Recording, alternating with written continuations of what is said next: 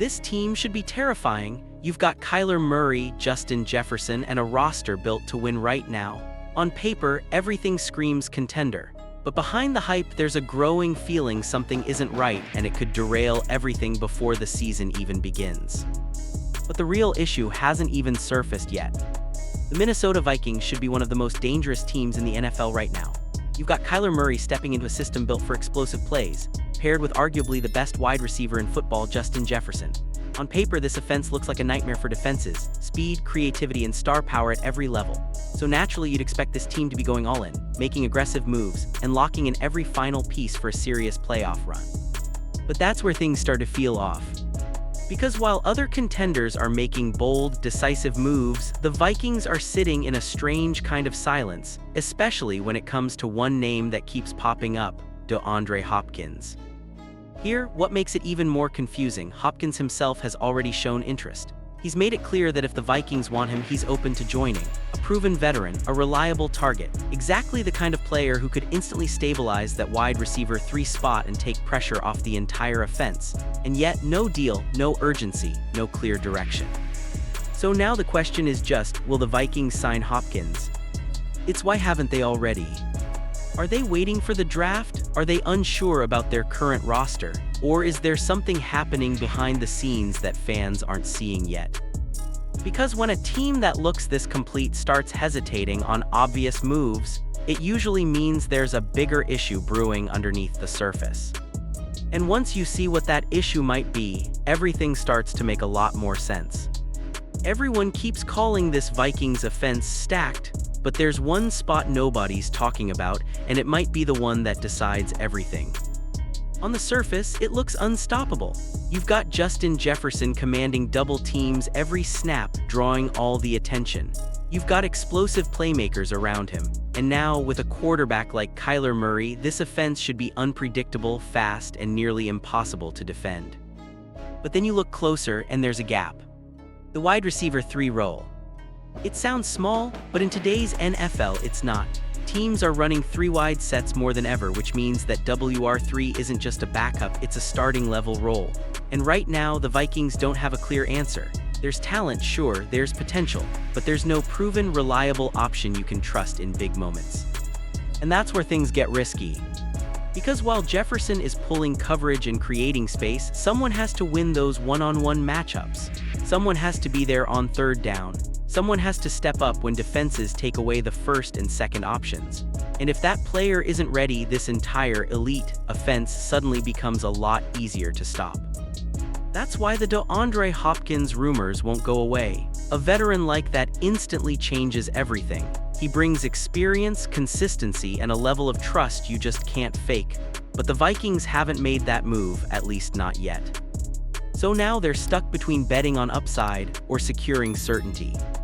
And if they get that decision wrong, it won't just affect one position. It could quietly limit the entire offense when it matters most. And the scary part is, they might not realize it until it's already too late. The Vikings didn't just make a move at quarterback, they made a gamble, and not a small one. Because bringing in Kyler Murray isn't just about adding talent, it's about completely changing the identity of your offense. On paper, it looks electric. Murray is one of the most dynamic athletes at the position, capable of turning broken plays into highlights and making defenses look helpless in space. Pair that with Justin Jefferson, and you're talking about a combination that could light up the entire league. But here, where it gets complicated. Murray has never been a traditional system-first quarterback. He thrives in chaos, off-script plays, backyard football, moments where structure breaks down. That's where he's at his best. The problem? Kevin O'Connell doesn't exactly coach that way. KOC's offense is built on timing, rhythm, and precision. It's structured, it's calculated, and historically it's worked best with quarterbacks who stay within that system. So now you've got 2 completely different styles trying to merge into one offense, and there's no guarantee it works. We've seen situations like this before. Talented quarterbacks forced into systems that don't fully match their strengths. Coaches trying to adjust, but not enough. And what starts as exciting potential slowly turns into inconsistency, frustration, and missed opportunities. To be fair, there's a path where this works beautifully. If KOC adapts, opens things up, and leans into Murray's strengths, this offense could become one of the most unpredictable units in the NFL. Defenses wouldn't know what's coming. But if he does, then you're looking at an offense stuck in between, too structured for Kyler to thrive and too chaotic for the system to function properly. And that's the risk nobody is fully talking about right now. Because this isn't just about talent, it's about fit, it's about philosophy, it's about whether two completely different approaches to football can actually coexist when the pressure starts to rise.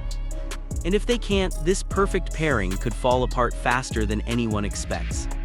There's one problem with the Vikings that keeps getting ignored, and it has nothing to do with talent. It's the coaching.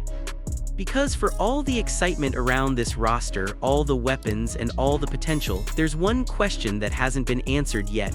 Can Kevin O'Connell actually adjust when it matters most? If you look at the past few seasons, the pattern is clear. The Vikings can move the ball, they can put up points. But when games get tight, when defenses start figuring things out, the offense becomes predictable, and one issue stands out more than anything else: the run game. Or more specifically, the lack of commitment to it. In today's NFL, the best offenses aren't one-dimensional. They're balanced. They can beat you through the air, but they can also control the game on the ground when needed. Look at the top teams, whether it's mobile quarterbacks or dominant offensive lines, they all have one thing in common: they can run the football when it matters. The Vikings haven't consistently shown that. Now, bringing in a coach like Frank Smith suggests they're trying to fix it. That's a step in the right direction. But here, the problem: scheme changes don't matter if the play-calling mindset doesn't change. And so far, KOC's track record doesn't give a lot of confidence in that area. Because it's one thing to say you want to run the ball more, it's another thing to actually stick with it when the pressure hits. And that's where great coaches separate themselves. If KOC can finally find that balance, if he can build an offense that doesn't rely on perfect conditions to succeed, then this team has real potential to take a leap. Everything is there. But if the same habits show up again, if the offense becomes pass-heavy, predictable, and inconsistent in big moments, then all this talent might not matter as much as people think. And if that happens, the conversation around this coaching staff could change very fast. Vikings fans keep throwing out big names, blockbuster trades. Why don't we just go get this guy? But the reality is a lot more complicated and honestly a lot less exciting. Because when you hear names like Devon Achane or top draft prospects being linked to Minnesota, it sounds like the team is one move away from becoming a true contender. The idea of adding another explosive weapon or trading up for a superstar talent feels like the final piece of the puzzle. But here's the truth: those moves come at a cost most fans don't fully consider. We're talking first-round picks, multiple assets, future flexibility. And the Vikings, they're not really built to make that kind of all-in move right now. Front offices don't just chase talent, they manage risk. They think long-term, and while fans see a roster that looks almost complete, the organization sees something different. They see holes that still need to be developed. They see a team that isn't quite ready to sacrifice its future for one player. That's why trades like that rarely happen. It's not because the Vikings can't do it, it's because they won't, at least not unless they're absolutely sure it puts them over the top. And that's where the disconnect starts to grow. Fans are thinking, we're close, just go for it. The front office is thinking, we're close, don't mess it up. Two completely different mindsets heading into the same season. And if the Vikings start slow, if the offense struggles or the defense shows cracks, that pressure is only going to build. Suddenly, those unrealistic trade ideas don't sound so crazy anymore, they start to feel necessary. But by then, it might already be too late to make a move that actually changes anything. Because timing matters just as much as talent in this league. And that gap between what fans want and what the team actually does could define this entire season. Everything about this season points to one thing for the Vikings: pressure. Not the loud, obvious kind, but the kind that builds quietly until it's impossible to ignore. Because this isn't a rebuilding team anymore. This isn't a wait-and-see situation. With a roster led by stars like Justin Jefferson and a bold move at quarterback with Kyler Murray, the expectation is clear: this team needs to win now. And more importantly, they need to make the playoffs. Anything less, that's where things start to get uncomfortable. Because whether fans want to admit it or not, Kevin O'Connell is entering a season where results matter more than potential. Early in his tenure, there was patience, growth, development, but that window is closing fast. Now it's about execution. It's about proving that this team can compete when it actually counts. And if they do, that's when the conversation shifts. Not publicly at first, not dramatically, but quietly behind the scenes, questions start forming. Is this the right system? Is this the right leadership? Is this team underachieving compared to its talent? And then there's another layer to this.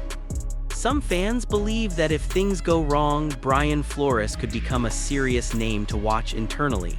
That's not a guarantee, that's not confirmed, but it's the kind of speculation that starts to grow when expectations aren't met.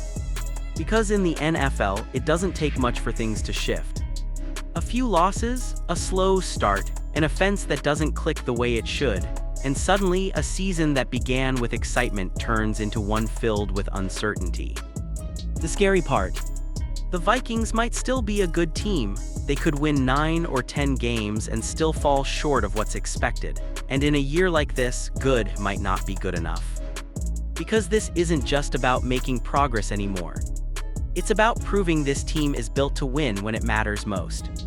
And if they can't do that, the fallout might be bigger than anyone is ready for.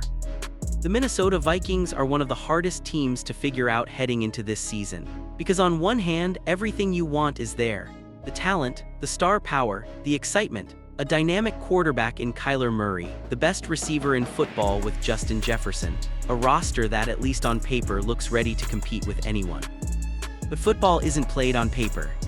And when you start looking a little deeper, the questions begin to stack up.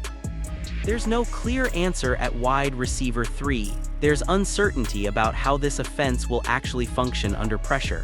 There's a coaching staff that still has something to prove when it comes to adapting and winning in big moments. And then there's the bigger issue: identity. What kind of team are the Vikings supposed to be? Are they a fast, explosive offense built around chaos and playmaking, or are they a structured, system-driven team that wins through discipline and control? Right now, it feels like they're stuck somewhere in between. And in the NFL, being stuck in between is dangerous. Because that's where inconsistency lives. That's where games slip away. That's where talented teams underperform, not because they lack ability, but because they lack clarity. And that's what makes this season so fascinating.